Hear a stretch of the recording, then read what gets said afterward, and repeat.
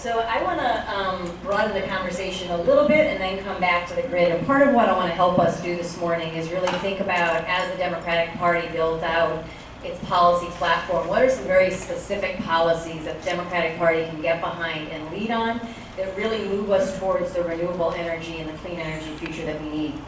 And when we do that, it's important, I think these gentlemen have mentioned that this grid has been built out over 200 years.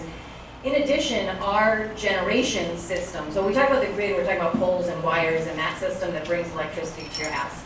There's also the generation system that we've built out over the last 100, 200 years. And it's really important to understand that the generation system that we have built out has been heavily subsidized and prioritizing fossil fuels by the federal government primarily, but also by state governments.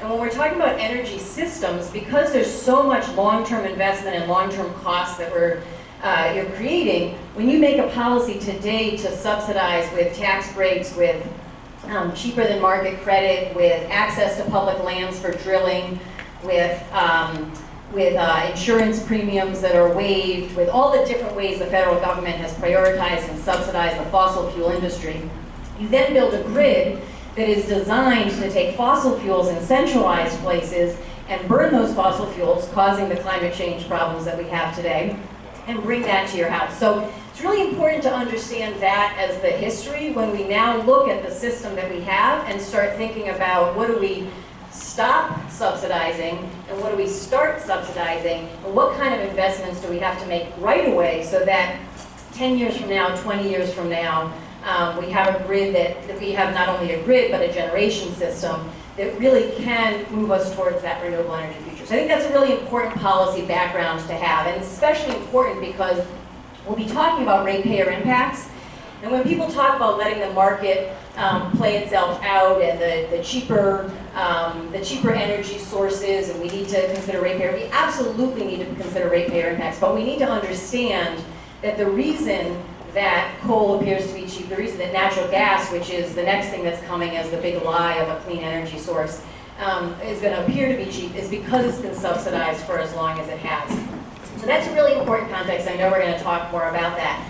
But getting us a little bit more specific to the grid and thinking about the grid, there are major changes on the grid that we need to make in order to both get distributed energy onto the grid, that being mostly solar distributed off your rooftops as well as industrial, as well as bringing the wind on.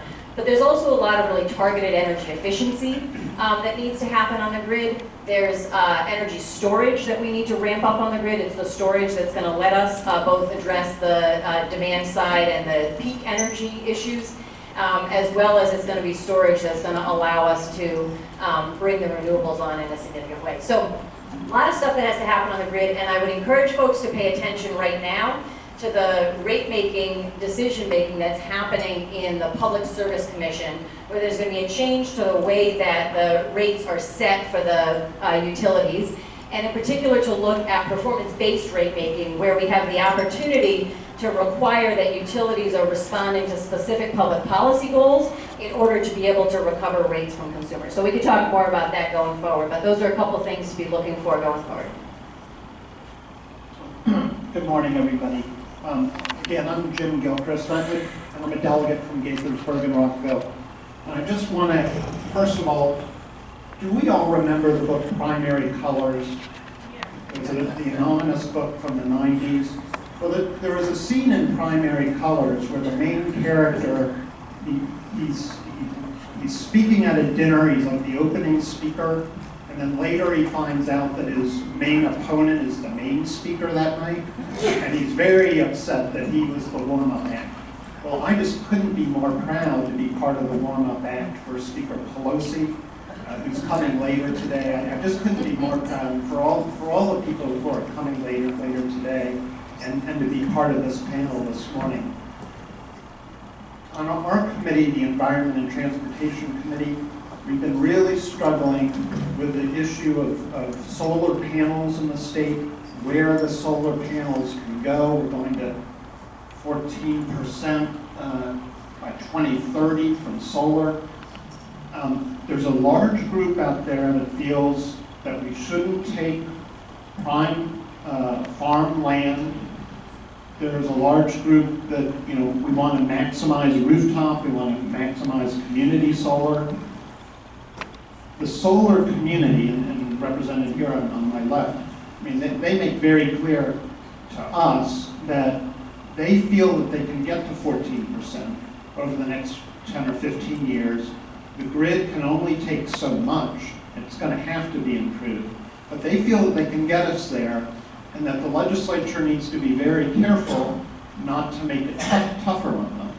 And we will be careful not to make it tougher on them. We have bills, there's task forces, and bills, we haven't passed any of those yet, because we want this to be successful, and we don't want to mess up on the road to more solar in the state. So we can talk more about that and a whole range of things. It's nice to be here this morning. Thank you. And the next question is for these panelists, but what efforts are utilities taking to shift their grid and meet Maryland's renewable energy standard? Yes, so we have our eyes open and we're aware that there's big challenges ahead, and we're listening to our customers. And the thing I just want to impart, and we've heard it from a few other people, is that it's all foundational on usage. People have to have the power available when they need it. And what you've seen over the last few years is the foundation for what we're embarking on was to become more efficient. So you've seen a lot of campaigns in Maryland to reduce power. So we're down, people use less power now than for years and years and years you had continual growth of electric power usage. We've deployed load programs under the guidance of the policymakers in Annapolis and the Public Service Commission. So we have a lot of programs out there that convince and coerce and push people to use less power and reward them and show a definite benefit to cost ratio in that. And that's been a great foundation. The second foundation is we have more information available than ever. So a few years ago, we deployed advanced metering in most locations in the state. That's huge. So all these next steps are enabled by that information, how much goes to each meter, how much leaves each meter, all the time. So there's a lot of people that get electricity in Maryland, and they all have power going to, and in the future, you're going to have a lot of places that have power coming from. Without being able to manage all of that, there's no way we can continue to provide reliable service across the state. So we're doing that. We're using that information in a lot of ways, and one of the big things we're using it for is in all the Exelon utility companies, Pepco, BG, and the other companies in other states, we're deploying automated distribution management system. It's going to be deployed over 10 years, but it's going to make us smarter, reduce outages, and do all those things to make better use of that. But we're not done. We continue to look forward. For customers now, we have online tools that people can look at. Is solar a good idea on my house? How much can I save with that tool? Et cetera, et cetera. So we're looking to the future, and the last thing I'll mention is energy storage holds the potential to make distributed generation much, much more valuable. Now, if you have a solar panel, you're generating power just in the daytime. So for us to deploy or use that adequately, we have to keep that in consideration, and there's always been a need to back up whatever power someone does in the daytime. The ability to store energy overnight is going to expand that, and the cost of storage is coming way down, and we're thrilled with that opportunity. So I'm going to build on what my colleagues have said. One of the things that I have noticed in working in public policy in my career is we sometimes try to do long-term policy and we assume that the technology we'll have in 30 years is the technology we have today. And I'm still sort of scarred by, who remembers E911 and working on those kind of things? We finally got the E911 system done the year when people stopped having landline phones. And we spent 25 years working on it. Energy storage has progressed well, but not as well as it needs to. And if you think about the room we're meeting in, and you just drew a circle and went out, I don't know, 3 hours, you probably have a good chunk of the best research universities in the United States within that circle of a 3-hour drive, including one of the best that's, how far away is Hopkins? 15 minutes, 20 minutes from here? Not very far. Not very far from here. Our industry, rightly, has not always been viewed as the most innovative. I believe Tom Friedman in one of his books said we were the least innovative industry in the United States. Some of that's because we're very reliability focused. Remember the early days of cell phones? If you dropped a call, you would call back. We try not to do that in the power grid, or at least in 49 of the 50 states. We really pride ourselves on 100% reliability. One of the key challenges for our industry going forward and for government is having a really aggressive research and development program, because we have much better solar technology, much better offshore wind technology, much better storage technology, but it's not as good as it needs to be in 2050, and I would hope in no area of American life in 2050 will we be using today's technology. There's tremendous opportunities to break down silos also. Just take energy efficiency in solar and sort of affordability. So we think about workforce housing, affordable housing, and that's sort of one bucket. A big part of being able to afford your housing is being able to afford your utility bills. We think about energy efficiency, we rightly think about that in terms of reducing bills. One way you could reduce people's bills, and people, there's no reason to argue about is this energy efficiency or is it renewable energy? It's both. If you have rooftop solar or some other type of distributed solar, in addition to having renewable energy benefits, it would also have affordability benefits. So thinking across our silos, and I'm going to be honest, in energy we're as guilty as silos as any other part of policy making, maybe a little more guilty. So there's great research opportunities, but there's great opportunities to sort of combine our thinking on what's energy efficiency, what's solar, and what's affordability. And we've got an opportunity for a virtuous cycle. Things are moving in a great direction. I don't know Maryland as well as I know some of the other states I've worked in, but I will say there's growing bipartisan support for clean energy jobs, clean energy opportunities, and we're in a great moment where we can be a world leader on research in clean energy, we can be a world leader on jobs in clean energy, and we can be a world leader on how it all fits together so you've got affordable, reliable, clean energy, and that's all sort of a virtuous cycle, but it's going to require us to break down some of the traditional silos, both in policymaking and business, how we think about these things. Everyone has mentioned energy storage, and we too are very supportive of energy storage. And the bill that passed this year that was sponsored by Delegate Corman, that bill gave us an opportunity, or utilities an opportunity to kind of be a leader in the energy storage development, but not only in our own pilots, but also in partnerships where we're setting out for RFPs to work with third parties on energy storage projects. In addition to that, encouraging the electrification of transportation, including EVs. Maryland has a goal of reaching 300,000 EVs by 2025. And I think a generous estimate would say that maybe there are about 30,000 on the road today. So that's a long way to go. Us and continue to educate folks on the benefits of electric cars and EVs. Also, the electrification of the transportation sector, encouraging electric fleet vehicles that are procured by the state, electric school buses, and so forth.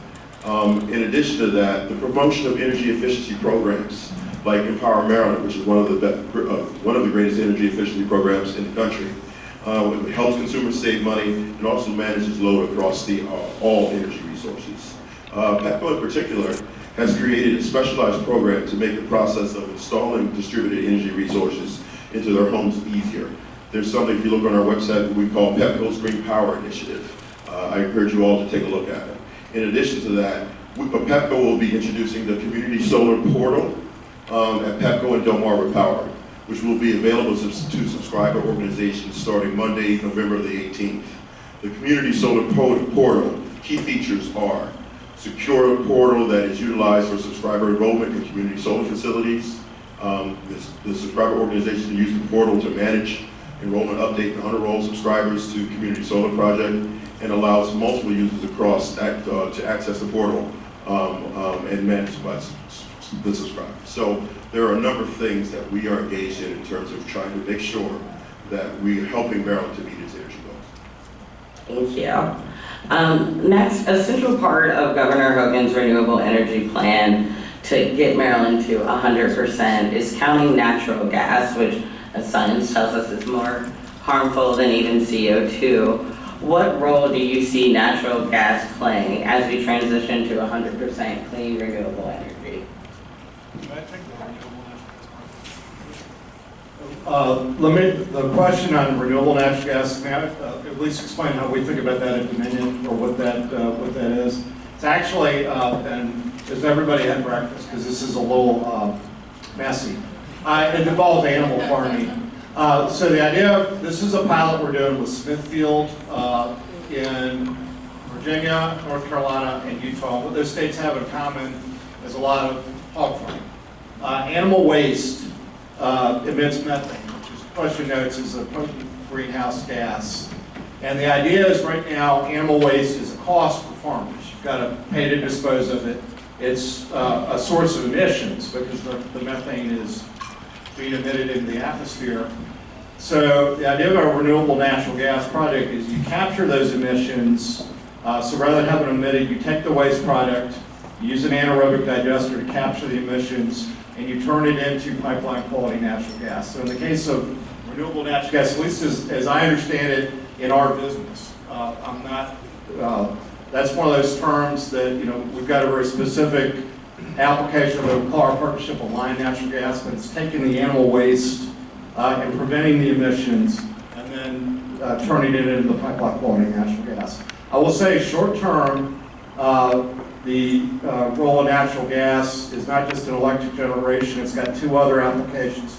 One is home heating, and the further north you go, I work for an electric company, so I'm in no way critical of electric heating. It's something we're very much in favor of. Virginia and Maryland are about as far north as you go where electric heating's kind of the norm, and it's the further north you go, the more you see natural gas and oil. So home heating is another application, and then a third application is industrial feedstock. And there I'm not talking about assembly plants, I'm talking about things like this would be more something that you might see in Delaware, Wilmington, places like that, where you're doing a very heavy manufacturing, chemical manufacturing. And right now, your options are sort of coal, petroleum, or natural gas. And where natural gas sort of fits in energy, it all depends on what it's displacing. If you're in New England and you're shutting a nuclear plant and you're replacing it with natural gas, from a carbon perspective, that's bad. You're going from a carbon-free resource to a carbon-emitting resource. If you're displacing coal or petroleum, then it's a better story because you're moving from more carbon-intensive to less carbon-intensive. So what I'll say about natural gas, basically 3 points. One, renewable natural gas, as I understand it, is a specific application around agriculture and the animal farms I tried to generally describe, recognizing we're at a meal period. More broadly, natural gas is not just a source of electric generation, it's also a source of home heating, and then it's a source of industrial feedstock, and those are sort of three distinct areas. The last thing I'll say, just to build on my colleague from PEPCO, we think about climate policy rightly as dealing with electric generation. That's one of the three main buckets. And we've had substantial but not sufficient progress in electric generation. We have not had corresponding progress in transportation or in industrial uses, and there are opportunities to learn some lessons from the electric world and make greater progress in those areas. Delegate Charkoudian. Thank you. So I want to make sure that we're clear about a couple of key points. So first of all, I want to make sure that everyone is aware that in general, the natural gas that we're talking about, we use natural, and it's sort of a misnomer because it makes it sound like it's not so bad. What we're talking about is a fossil fuel that is fracked or it's brought out with oil. And the process of drilling for natural gas, the process of transmission of natural gas, the process of bringing natural gas into homes, the distribution system, is all a very problematic system, and it involves a great deal of methane leakage. And so even if ultimately what it is, the actual plant that you're creating, so let's say you're doing a natural gas combustion facility, even if that facility is replacing coal and that facility has half the CO2 emissions that coal does, all of that process that's going from extraction to that point where the natural gas is combusting and is still releasing CO2, is releasing a great deal amount of methane. And methane is a much more potent natural gas in the short term than CO2 is. And that's a really important thing to pay attention to, because if we know that we have 11 years, 9 years, 10 years by the time we get these policies in place, there's not time to play with methane in the next 20-year period, even if we have the ability to decrease CO2 emissions in the longer period. So that's the first thing I want everyone to be aware of when we're talking about natural gas.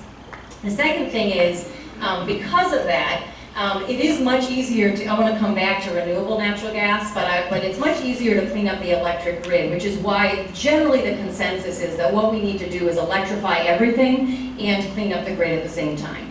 So this is why we really do need to find the way to get the electrification of heating systems, heat pumps. There is technology for the cold weather heat pumps.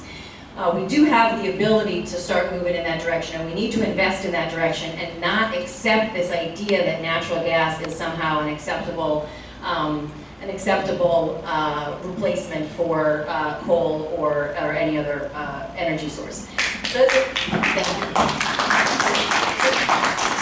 thank you. So that's something that I just want to make sure everyone understands sort of the science behind that, because there is this policy shift right now, and the governor of this state is including in his, what he is calling 100% clean energy, he is including natural gas, not renewable natural gas, which I'm going to come back to, but he is including natural gas and building out the natural gas infrastructure. So I started by talking about the danger of subsidizing fossil fuels, a 100-year history of subsidizing fossil fuels that's gotten us into this mess. And by the way, in talking about those subsidies, I haven't even started talking about the externalities which the fossil fuel industry hasn't had to pay. But just in focusing on the subsidies that build out that infrastructure. So now, if we make this policy decision right now and start building more natural gas infrastructure right now here in Maryland, we will then have the sunk costs into that infrastructure, the very dangerous period we're in, and everyone needs to be paying very close attention to this policy conversation that's happening over the next 12 months.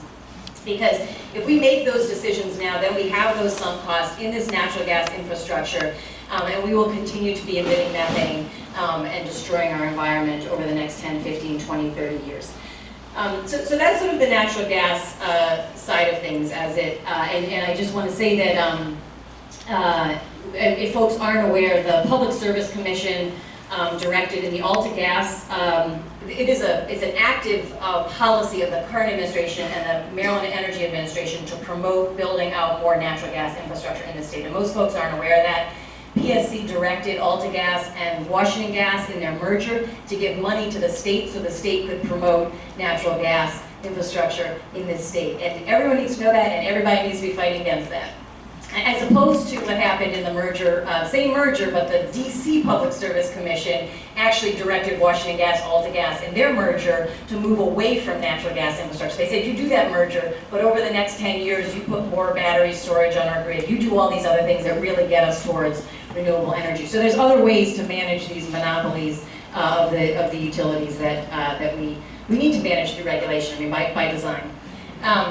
So that's the piece on the natural gas part that I think folks need to be aware of and paying special attention to now, and I hope the Democratic Party and my colleagues in the General Assembly work really hard not only to defeat the governor's proposal, but actually will be promoting real solutions that actually will fight climate change. And if you haven't been to my Facebook page, take a look at our Halloween costume. We were methane for Halloween because it's like the scariest freaking thing out there. And it's sneaking up on us and we're not paying enough attention. I just want to briefly mention the renewable natural gas because I think to Bill's point, methane is emitted through animal waste, also through the decomposition of organic foods, which is why we need to compost and build that structure out. But the renewable natural gas is a bit of and so it's important to capture the methane that is emitted in those contexts. It's important to capture it and it's important to direct it into, there's a number of different things that we can do with it. And energy generation is one of them. But we need to be careful because that renewable natural gas, even if we were to capture all of the methane out there, if we were to build all the infrastructure to capture all of the methane and the animal waste and the compost and all the rest of it, it would still be much less than 5% of the current usage of natural gas in this country. And so what that means is when we pretend that there is this renewable natural gas and use that as a reasoning because, well, that's going to grow and we're going to make that happen, and that becomes the reason that we build out the natural gas infrastructure, that sort of becomes this veil that is allowing us to build out a fossil fuel infrastructure. So we need to be withdrawing ourselves from the fossil fuel infrastructure, withdrawing ourselves from the natural gas infrastructure, and the little bit that remains, the stuff we can't shift away from natural gas, should come from that renewable natural gas. But that renewable natural gas should not be a reason to be building out and making excuses for natural gas.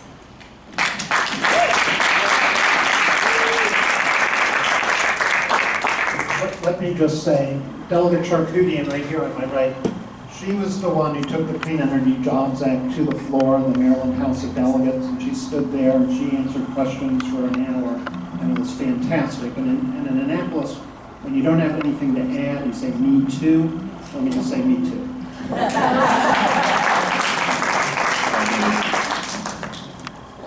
I just have a follow-up question because I'm not aware of how the governor thinks of natural gas as a renewable. I haven't seen anything like that in anything that's come out. So if they maybe offline even, any details you can share with me on that would be very useful. Sure, well, after we came into the first states to legislatively ban fracking, and we're talking about frack gas.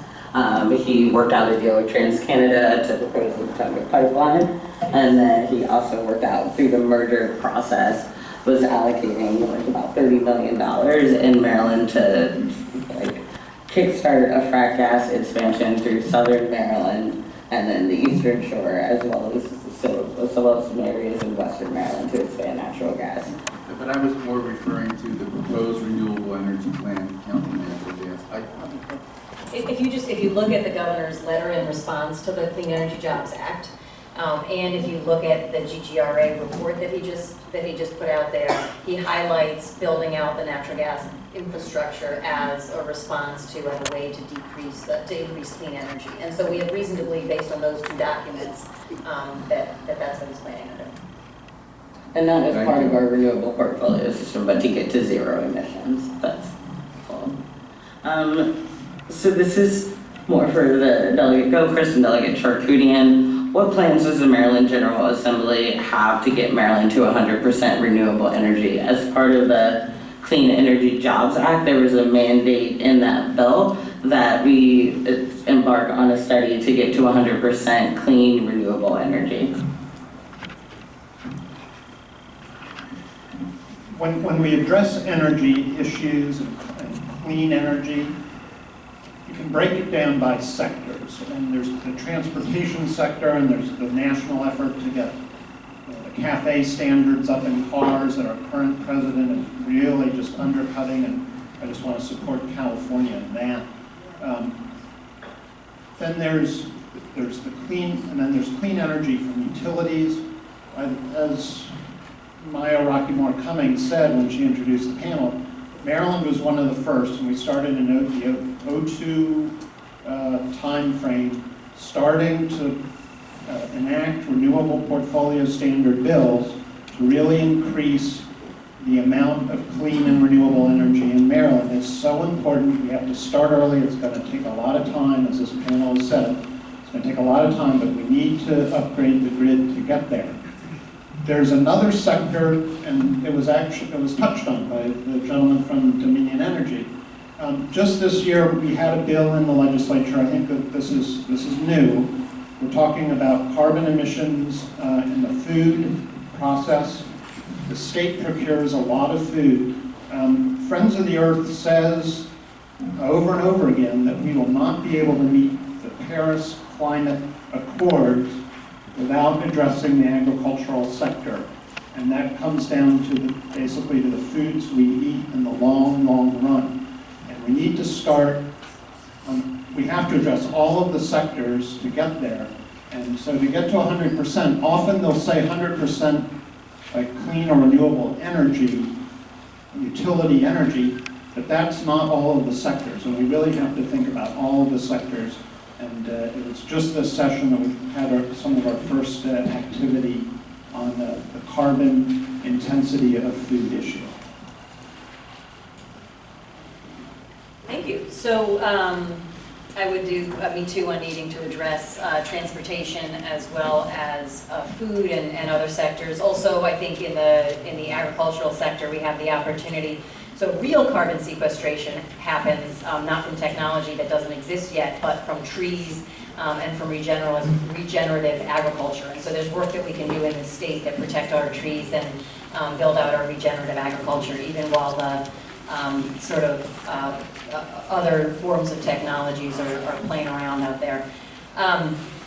But I want to, so we do, when we pass the Clean Energy Jobs Act, one of the things that we have as part of that is this path to 100%, and we will have a report back from the PPRP, the PowerPoint Research Project Plan, something, the P is.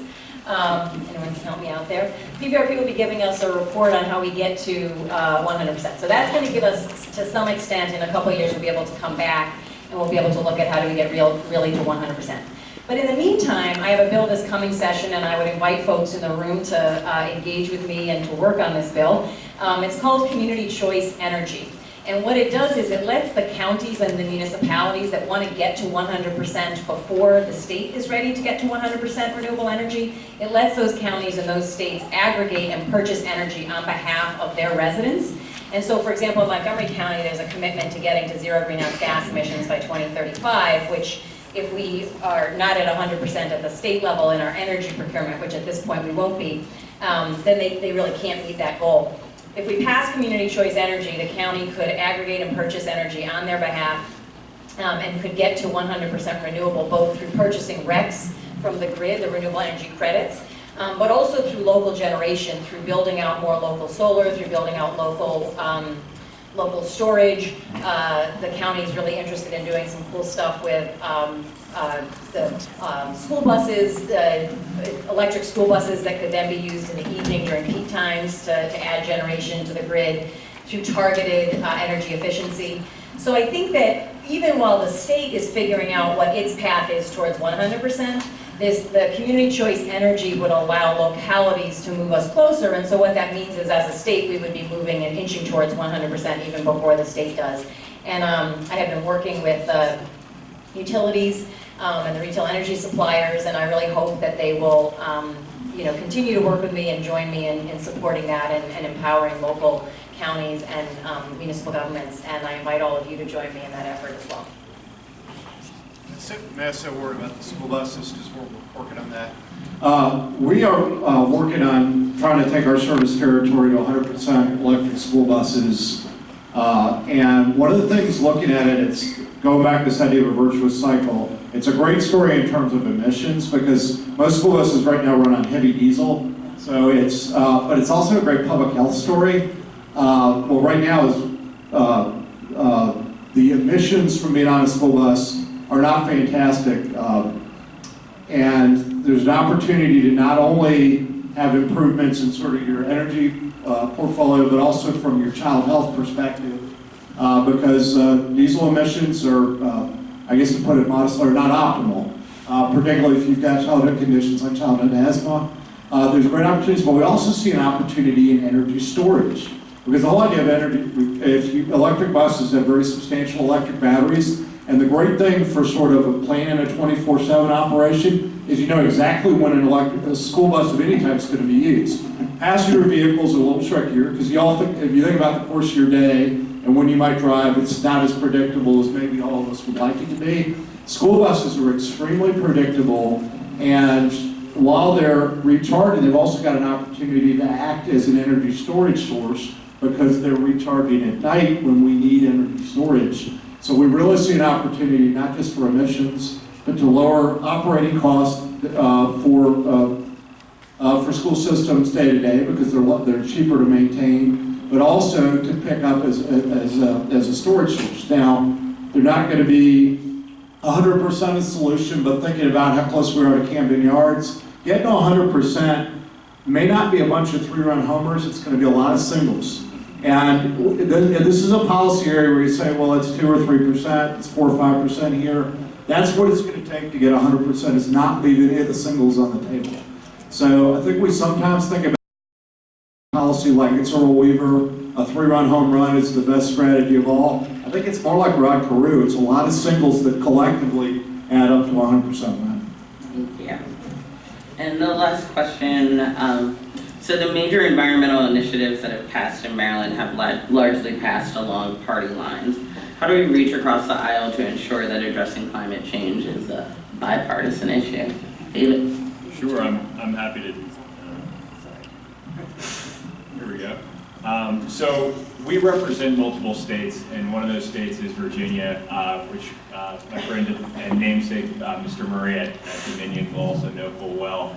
But in Virginia, you have a lot of Republicans who are advocates of clean energy, and that's predominantly because they come from rural districts where there has been a movement of industries out of the region, and a lot of counties are struggling for additional tax revenue and opportunities to provide jobs to their citizens. And so I think when we look at whose folks' constituents are, it's important to consider how can renewable energy benefit them. And in Maryland, that's especially the case on the Eastern Shore and in Western Maryland, where a lot of the large-scale solar facilities are going to go. These facilities provide substantial levels of tax revenue to these localities, but they also provide construction jobs, and they enable co-location with agriculture by planting pollinator-friendly habitat around the solar facility. And furthermore, in the long run, they reduce costs.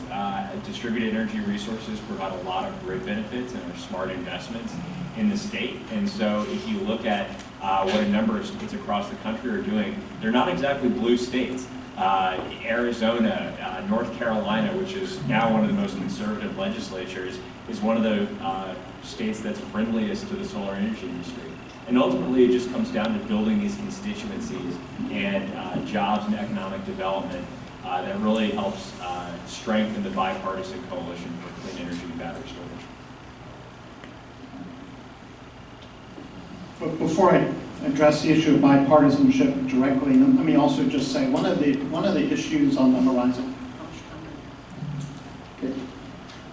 One of the issues we have when we decide where to put a generation site, there's some tension between the counties and the state about who gets to pick, who gets to zone, who has control. It seems to me fairly clear that for a long time the state has said the Public Service Commission really has the final word. There was a court case just this year which basically said so. Washington County was concerned about a solar panel, solar siting, and the courts basically said now that state law is fairly clear. It's the Public Service Commission and the state that decides it. We had a meeting a month or so ago. The Public Service Commission was there. It turns out about 7 state agencies are involved in solar siting and generally energy production siting statewide.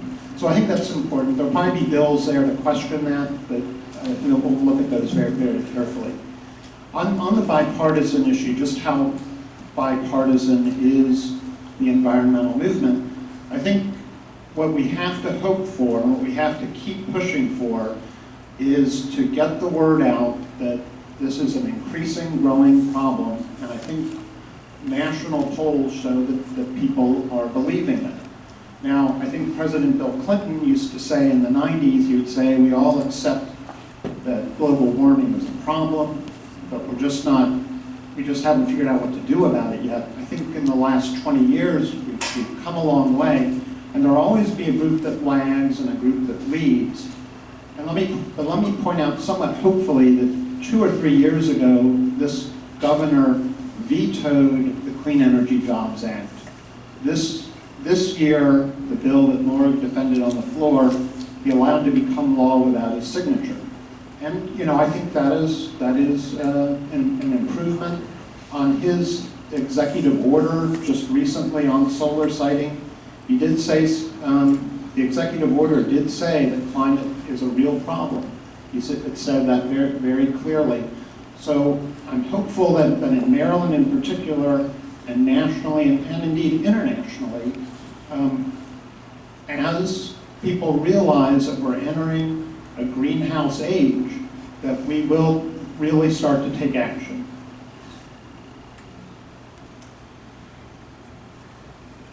I think that that's a point well taken, that we're seeing at least that Republicans feel like they need to say something about climate change. And I think that my approach to this is, so when I was defending the Clean Energy Jobs Act, someone stood up and said, doesn't your side say that we only have 11 years?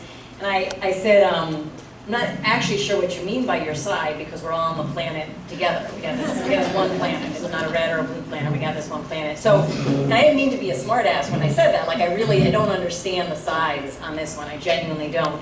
And the reality is there's Republicans we need to bring along, and there's Democrats that we need to bring along. Not necessarily in believing in the reality of climate change, but in terms of like sort of making this a top priority issue, because we have so little time to address this crisis. I think the more that we're able to talk to everybody about the reality of our daily lives, and we've talked a lot about kind of big picture climate stuff, I've talked about energy policy, sometimes we lose people in that, but remembering to also come back to the environmental justice pieces and the job opportunities that come with this, and you end up with stuff that you really do have agreement on. I mean, everyone wants folks to have clean air, everyone wants folks to have good jobs, everyone wants folks to have clean water, and most of us want our children to have a planet to live on. So you can like start with those really basic concepts. And then as we go from there, there are sort of interests, and interests that we'll lose money as we move in the right direction. And there's other interests that will gain money, there's other businesses, and hopefully the new businesses that come out of this new economy that we're creating will be more egalitarian, and we'll have more equity, and we'll have more equity in ownership, as well as who's earning the profits, as well as who's, you know, the kind of jobs that are being created. Hopefully we're making this major shift in the economy that is not just a shift towards green, but also a shift towards equitable. Like, this is our opportunity to do that. But whenever there's a major shift, there's interests that are going to fight for keeping things the way they work, because it works really well for them. And sometimes those fall along party lines, and sometimes they're just, sometimes they don't. Sometimes they're within our own party. And so I would encourage us certainly to continue to work on building the bipartisanship, but I think that there's also work that we need to do within the Democratic Party to really look at where are their interests that are keeping us from being as clear as we possibly can be on how we're going to build this new green economy, and make sure that the new green economy doesn't just replicate the old dirty economy, but really creates the economic justice that we also believe in as a core value that we have. I wondered, so I was thinking back to when I used to work on budget stuff, and one observation I made is tax bills tended to be less popular than spending bills, even though they were two sides of a coin. You couldn't have the one without the other. And I think one reason maybe the sort of industry folks are thinking of this in a more bipartisan way is we work in the world of the sort of projects to deliver clean energy, and those are very bipartisan. So I think the challenge that the policymakers have is they have to be in the goal-setting world, where the goal can feel partisan and feel controversial, but the specific tactics to achieve the goal tend to be extremely bipartisan. I told somebody the other day, we proposed the largest project in our 110-year history, it's offshore wind, almost $8 billion, and I have yet to meet a public official who's against it. And it's because it's a very specific proposal with very specific benefits. We talk about the supply chain opportunity, whereas I guess if we had talked about an offshore wind goal, just kind of in the abstract, without the sort of the cost, without the benefits, that might have been a different conversation. So what I think about it is, I guess, like a tax versus an appropriation bill, they're two sides of a coin, and I think maybe sometimes the two sort of get decoupled. That's why maybe in the legislature it's more popular to be on the appropriations committee sometimes than the revenue raising committee.